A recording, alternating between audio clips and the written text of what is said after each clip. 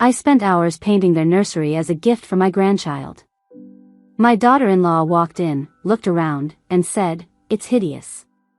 I'm repainting tomorrow. Don't bother coming back." My son didn't say a word as I wiped the paint from my hands and left in silence. My name is Donna. I'm 61 years old, retired, and live alone in Topeka, Kansas. My husband, Rick, passed away 6 years ago from pancreatic cancer. We were married 35 years. Since then, I've tried to keep busy. Volunteering at church, babysitting for neighbors, keeping my hands moving with gardening or crafts. But truthfully, I've felt the weight of time more since he left. I've leaned on my 2 sons, especially my youngest, Matthew. Matthew was always my baby. Even when he was a grown man with a job and his own apartment, he never stopped calling me Mama. He used to come by just to change light bulbs or drop off leftovers. We had a good bond. Or at least, we did, before Claire. Claire is his wife. They've been married 3 years now. I knew from the beginning she didn't like me. The first time we met, she was polite, but cold. She shook my hand like I was a stranger at a job interview. No hug, no warmth. Just business. I told myself not to judge. Maybe she was shy. Maybe she was nervous. But the longer she stuck around, the clearer it got. She didn't like me. Not one bit. She never said anything outright. That would have been easier, honestly. No, she did it in subtle ways. She corrected me when I called her, honey. She rolled her eyes when I asked about her work. She'd invite the other side of the family to Thanksgiving but never ask if I wanted to bring a dish. She didn't even send a thank you text when I bought them their washer and dryer as a wedding gift. I tried to stay kind. I gave space. I never pushed. When I found out they were expecting, it was through Facebook. A post with a picture of little shoes and the caption, "Coming this fall, yellow heart dot." That stung. I picked up the phone and called Matthew right away. He answered but kept it short. "Oh, yeah, sorry, it all happened fast. Claire wanted to wait before telling people." "Even me?" I asked. He sighed. "It's complicated, Mom." That's what he always says now. Complicated. Still, when I got the text asking if I could help paint the nursery, I was shocked, but happy. It came from Matthew, not Claire. He said they were doing a woodland theme and wanted some help making it special. Said he remembered how I painted his room when he was little and how much it meant to him. I almost cried reading that. So I said yes. Of course I said yes. I went out that weekend, bought soft green and cream paints, some animal stencils, brushes, new rollers. I didn't ask them to pay for any of it. I even stopped by the craft store to get a little wooden sign to hang above the crib that said, "You are so loved." I planned everything down to the last detail. That Saturday morning, I got there early. 9 a.m. on the dot. Claire opened the door in a robe with a coffee in her hand. No hello. No smile. "Oh," she said. "You're here already." Matthew stood behind her, yawning. "I thought I could get started early," I said, trying to stay cheerful. "Okay," she said, stepping aside. "We're heading out for a bit. Try not to make a mess." They left. No coffee. No offer of water. Nothing. I spent the entire day in that room. I painted the walls a soft forest green. I added little foxes and rabbits along the baseboards. An owl perched on a tree branch by the window. It was cozy and calm. Peaceful. I even painted a crescent moon with stars above where the crib would go. Under it, I wrote, "Welcome, little one," in gentle cursive. It looked like something out of a magazine. When I finished, I stood back and felt real pride. My knees ached. My back was sore. But it was worth it.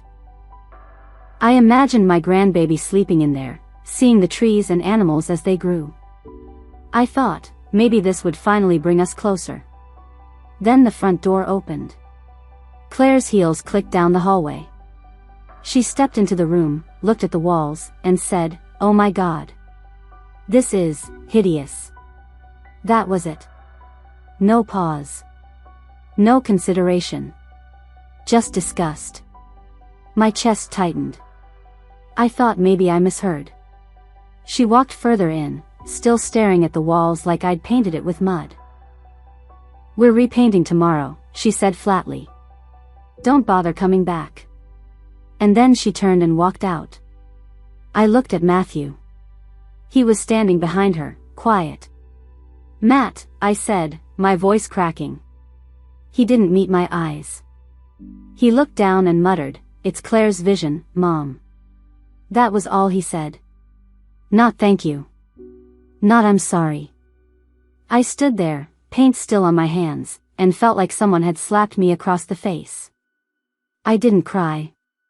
I didn't scream. I just picked up my brushes, put them back in my bag, and walked out. They didn't follow me. The door shut behind me like it always had been shut, even if I was too stubborn to see it. I went home and sat in silence for a long time. I didn't hear from Matthew the next day. Or the day after. A week passed. Then 2. Nothing. No one paints a nursery for 8 hours unless they care. Unless they want to be part of something. But Claire had made it clear, I wasn't welcome. And my son had chosen to let her say it for both of them. But if they thought that was the end of me, they were wrong. They might have taken away a room I poured love into, but they forgot one thing. I know how to make people feel regret. I had something they wanted, something they were going to need very soon. And when the time came, I made damn sure they knew how it felt to be shut out. About a month after that day, I got a call from Matthew. Not a text. A call. I let it ring twice before picking up. "Hi, Mom," he said, voice low like he already knew he was walking on thin ice. I didn't say anything right away. He cleared his throat. "Claire had the baby. It's a boy. We named him Carter." I waited. No congratulations. No smile in my voice. Just silence. Finally, I said, "Is he healthy?" "Yeah. 8 pounds, 2 ounces. Claire's recovering at home now." "Good," I said.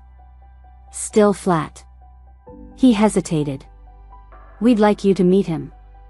I bit my lip. My hands were clenched tight in my lap. "You mean Claire would let me meet him?" I asked. "Mom," he started, then stopped. "Can we just start over?" Start over. Like none of it happened. Like she didn't insult my work and kick me out of their house like a contractor she didn't like. Like he didn't stand there and let her humiliate me without saying a single word. I didn't answer him. I just said I'd think about it. The next day, I dropped off a gift on their porch. A white box, wrapped with a pale yellow bow. No note. Inside was a handmade baby blanket I'd been working on since before I even got the call to paint the nursery. It was soft, pale gray, with tiny little forest animals stitched along the edge. Foxes. Owls. Deer. The same ones I painted on the walls. But right in the center, stitched with darker thread, was a line, "Love is not a decoration. It doesn't get painted over." I left it on the porch and drove away. I didn't hear from them for 2 more weeks. Then something strange happened. Claire's mother, Denise, called me. Now, Claire's mother had never spoken to me directly before. We'd been at the same events, baby showers, birthdays, but she always kept to Claire's side of the room, like we were on different teams. But this time, she called me. On a Sunday morning. "Donna," she said, her voice tight and nervous. "I wanted to talk to you about something. Woman to woman." I waited. She cleared her throat. "Claire's been difficult. Since the birth. I didn't say anything. Just listened. She's snapping at everyone. Refusing help. Won't let anyone hold the baby unless it's on her terms. I still didn't say anything. I know you and I haven't had the best relationship, she said. But Matthew's overwhelmed. He called me last night. Said he's at his breaking point. He's not sleeping. He's working extra hours. And Claire won't let anyone help with Carter. Then her voice dropped. She said you tried to hijack the nursery and made her feel like a guest in her own home. I laughed once. Sharp and bitter. She invited me, I said. He did. And I gave them everything I had that day. I believe you, Denise said. And I'm sorry. But they need help. Matthew needs help. I think they're both in over their heads. I asked her plainly, why are you calling me now? She paused. Because Carter cries all night. Claire won't take him to the doctor. She insists it's just colic, but he's constantly screaming. I think something's wrong, and she won't listen to me. Matthew thinks maybe you could talk to her. That made my stomach turn. I wanted to see my grandson. I did. But not like this. Not crawling back like a servant asked to fix a mess after being told I wasn't good enough. I told her I'd think about it. I didn't call back right away. A few nights later, I drove past their house. I wasn't stalking, I just needed to see something. Anything. The nursery window was dark. The porch light was on. And in that soft glow, I saw something strange. My baby blanket. The one I had dropped off. It was on their front porch, in the trash bin. Stuffed on top of some used paper towels. I sat there in my car and stared at it. They threw it away. Claire had thrown it away. That's when something inside me clicked. This wasn't about misunderstanding. This wasn't stress or hormones or some rough patch. This was control. She wanted full control of everything and everyone around her. Matthew. The baby. Even me. And I was done trying to play nice. If they thought I was going to just sit back and be the sad little grandma waiting for scraps, they were wrong. I still had something they needed. Something that would force their hand. And I was about to use it. Because before Rick died, we set up something. Something they didn't even know existed. Something called a trust fund. Years ago, before Rick got sick, he and I set up a trust fund for each of our future grandchildren. We weren't wealthy people. Rick worked at the post office for 38 years, and I was a school secretary. But we saved. Every month. Every year. For decades. Rick used to say, I want our grandkids to start life with something. Even if we're not around to see it. So we talked to a lawyer and opened a modest but meaningful trust. The plan was that each grandchild would receive $50,000. Not all at once, but structured in a way that could help them with college, or their first car, or whatever they needed down the line. The money wouldn't go directly to their parents. The trustee, me, would oversee it until the child turned 25. Claire and Matthew didn't know about this. No one did. Rick and I had agreed to keep it quiet until the time was right. And now? The time felt right. Not out of kindness. But as a reminder. So I called Matthew again. He picked up this time, his voice rushed. I could hear the baby crying in the background. Hey, Mom. I meant to call you. Things have been crazy, I got straight to the point. I need to talk to you. Not Claire. Just you. He hesitated. Okay, I'll be at the diner off 29th Street tomorrow at noon. If you want to hear what I have to say, be there. If not, I won't call again. He agreed. The next day, I got to the diner early. I sat in the back booth, ordered a coffee, and waited. I didn't bring anything with me. No papers, No photos. Just my voice. He walked in 5 minutes late. Looked exhausted. Pale. Thinner than the last time I'd seen him. His clothes were wrinkled. Hair a mess. "Hey," he said, sliding into the booth. I nodded. "How's Carter?" I asked. "Healthy. Tired all the time. He screams a lot. Claire says it's normal." I tilted my head. "Is that what you think?" He shrugged. "I don't know what to think anymore." We sat in silence for a moment. Then I said it. "Before your dad passed, we created a trust. One for each grandchild. Carter has $50,000 in his name. It'll be managed until he turns 25. Matthew blinked. "What?" "It's there. Real money. Locked in. But it's not automatic. There are conditions. I'm the trustee." He stared at me. "I'm not telling you this to punish you," I said. "I'm telling you because I'm tired of being treated like garbage by someone who married into this family and decided she could erase me." "I didn't mean," he started. I raised my hand. "You stood there while she humiliated me. You watched her throw away the work I did with love and said nothing. You let her toss the blanket I made in the trash." "That wasn't just a blanket, Matthew. That was your childhood stitched into it. And she treated it like trash." He looked down, ashamed. "I'm not going to court to take Carter out of your lives. I'm not threatening custody or playing games. But I want you to hear me clearly. I will not allow someone to cut me out of my grandson's life and still accept what Rick and I built for him. That trust was meant for family. Real family." He looked up slowly. "So what are you saying?"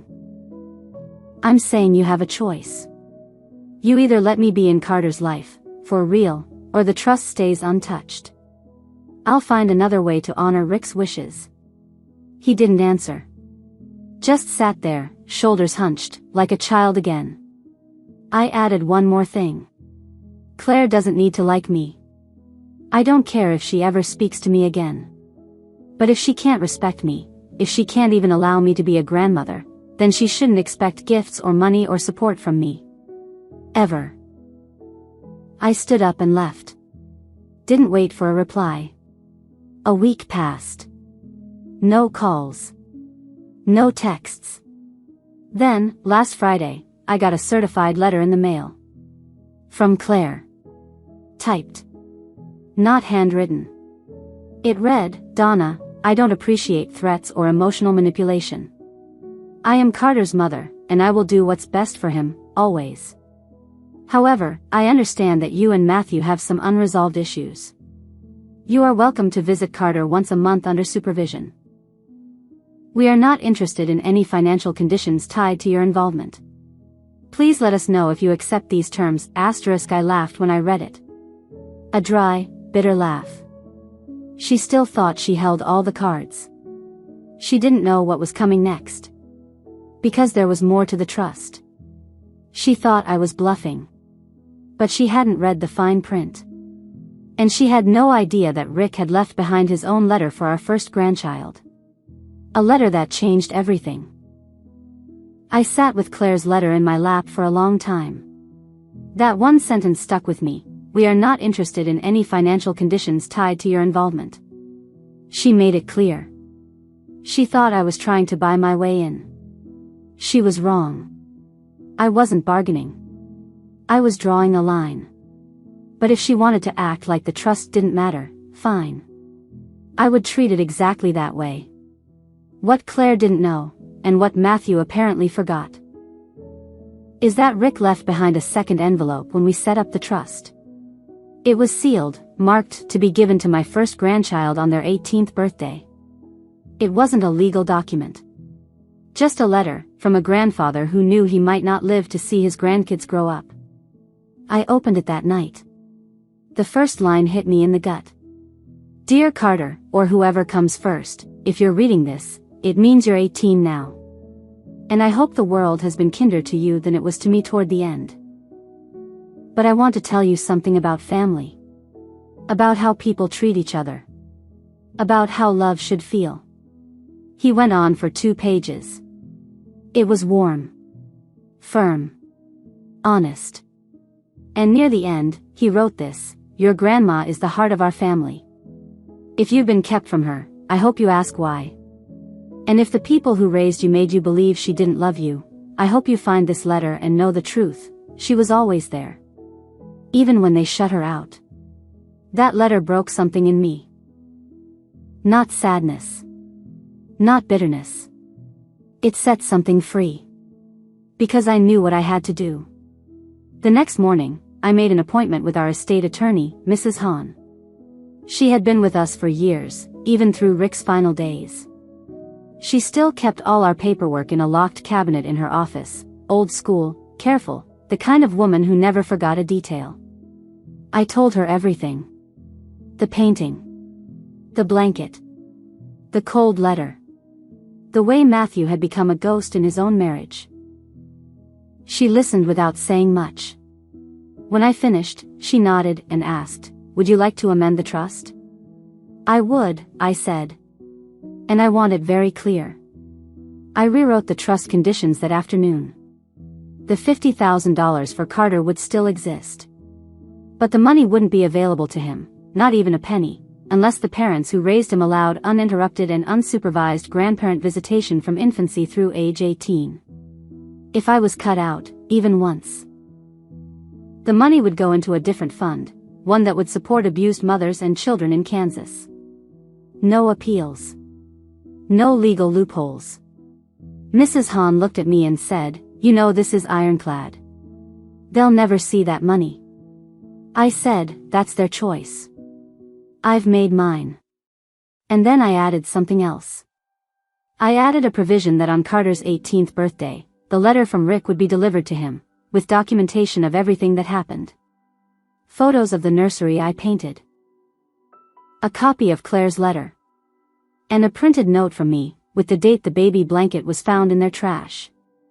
A month passed. Then another. Nothing from Claire. Then one day, out of nowhere, I got a text from Matthew. "Can we talk?" We met again. Same diner. This time, he looked worse. Gaunt. Nervous. Hands shaking. He sat down, looked me in the eye for the first time in months, and whispered, "Claire left." I blinked. What? She packed up 3 weeks ago. Took Carter. Went to her mom's place in Nebraska.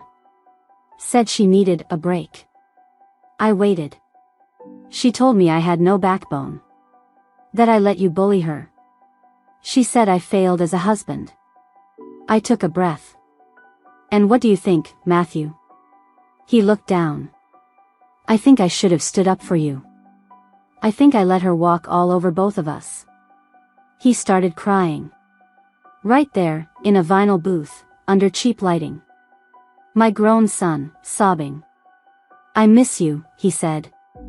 "I miss you too," I said. "But I'm not going to pretend this didn't hurt. You let her kick me out of my own grandson's life." "I know," he said. "But I want to fix it.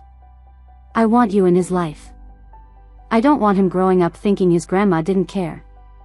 I nodded. "Then start showing him. Be the father Rick would have wanted you to be." He did. Slowly, Matthew started coming around again. When Claire returned 6 months later, she found a different man. One who didn't jump when she snapped. One who had boundaries. She hated it. Eventually, she served divorce papers. Matthew didn't fight it. He gave her shared custody, but he kept Carter most weeks. And he started letting me take Carter for overnights. The first time Carter stayed over, he slept in the guest room I had repainted just for him. Soft green walls. A little fox lamp. That same phrase stitched above the crib, now framed above his toddler bed, "Welcome, little one." I never mentioned the trust again. I never brought up the blanket or the trash or the tears I cried alone in my kitchen. I just showed up. Every time. Birthday parties. Preschool plays. Trips to the zoo. When Carter asked me to come to Grandparents' Day at his school, I almost cried. And every year on his birthday, I added one photo to a little album I kept hidden away, of us together. Laughing. Living. Loving. 18 years later, Carter came by my house in his beat-up pickup truck. Taller than me now. Sharp kid. Kind heart. He sat at my table and opened a sealed manila envelope from Mrs. Hahn. Inside was Rick's letter. He read it in silence. Then looked at me, tears in his eyes. "You never stopped caring," he said. "No," I whispered. "I never did." He got up and hugged me. Tight. Just like Rick used to. And as he left, he said, "I don't care about the money. I just want you in my life." That was all I needed. Claire. She remarried twice. Both ended in divorce. Never found her footing. Word got around about how she treated people, the cutting comments, the control. Her circle got smaller. Her son got quieter around her. He visited, yes. But the closeness? It was gone.